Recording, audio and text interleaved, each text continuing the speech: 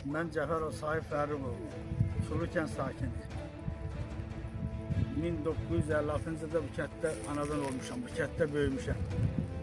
Cənab Prezidentimizdən, Mehriban xanımdan xahişim budur ki, bizim kəndin bərpa olmasına bizə köməklik eləsinlər.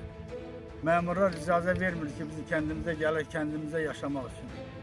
Kəndimizə şərait yaradılması üçün ki, Prezidentimizdən kömək istəyirik.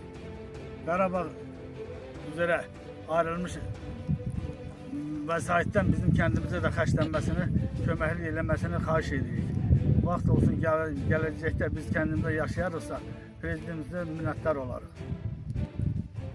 Mən Cəfərov Sahib Fərruqoğlu, Çulukən sakinliyəm.